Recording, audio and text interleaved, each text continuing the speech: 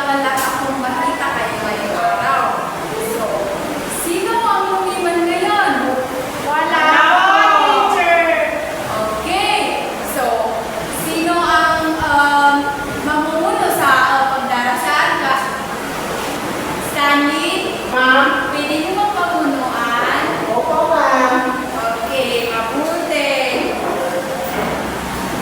Sa anak, Ama, ng Diyos ng Espiritu Santo. Amen. Amen. Salamat, Stanley. So, bago kayo umupo, pagtitignan namin yung mga upuan kung may mga kalat. Okay po, teacher. And, pagkayos din po yung mga upuan ng mga anak. Okay po, teacher.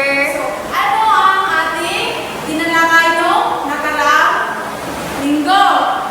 Linggo. Walang pasok po sa linggo, ma'am. Sorry mga anak, so ano yung tinalakay natin kahapon? Tungkol po sa kulturang Pilipino, ma'am. Okay, so ang kultura ng Pilipino ay mahalaga sapagkat ito ang nagbibigay ng ating pagkakalinlan bilang isang Bansa. okay. So, bago natin umpisahan ang ating talakayin ngayong araw, mayroon akong naihandang video tungkol sa mga programa ng pamahalaan na tumutulong sa pag-unlad ng kultura. So, class! Yes, teacher. Makinig kayo ng mabuti sa ating class! Opo, teacher. Makinig kayo at Mag-take note. mag-sulat o ano?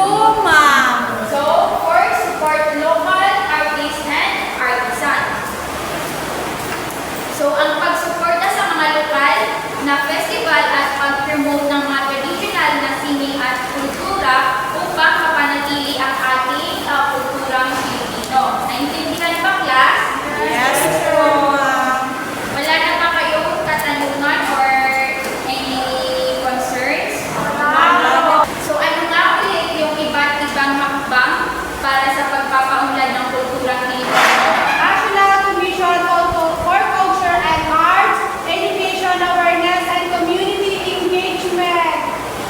So dahil naintindihan nyo ang ating leksyon, mayroon akong inihandang activity. So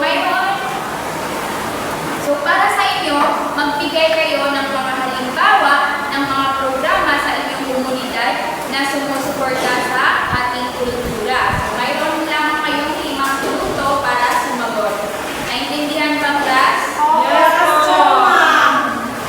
Okay, so since tapos na kayo sa ating activity, kumuha kayo ng 1 para sa ating pagtataya or quiz. Okay po, ma'am. 1 word po, ma'am. Yes, class.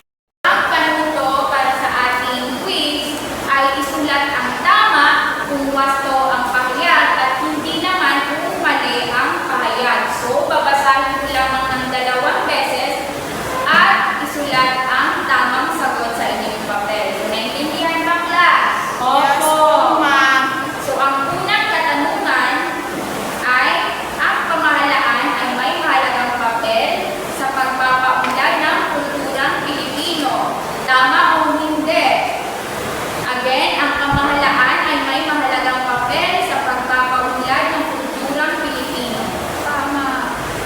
Okay, so number 2, ang pamahalaan ay walang kinalaman sa pagpapanatili ng mga tradisyon at kaugalian ng mga Pilipino. Tama o hindi? Again, ang pamahalaan ay walang kinalaman sa pagpapanatili ng tradisyon at kaugalian ng mga Pilipino. At ang number 3, ang pamahalaan ay ang mga programa ng pamahalaan sa kultura at naglalayong magpanatili ang pagkakailangan ng bansa.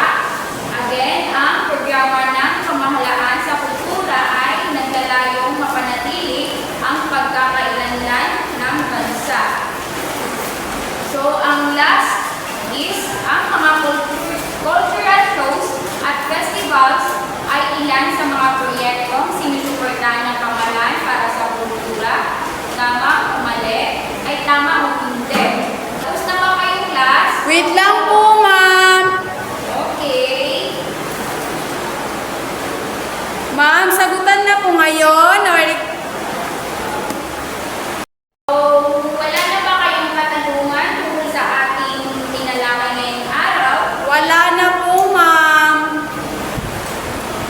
So, bago kayo umuwi or bago mag-end ang ating klase, ang takdang aralin natin is sumulat kayo ng sanaysay tungkol sa isang proyekto ng pamahalaan na nagustuhan nyo at ipaliwanag kung paano to nakakatulong sa pagpapaunlad ng kultura. Naintindihan ba, class? Yeah!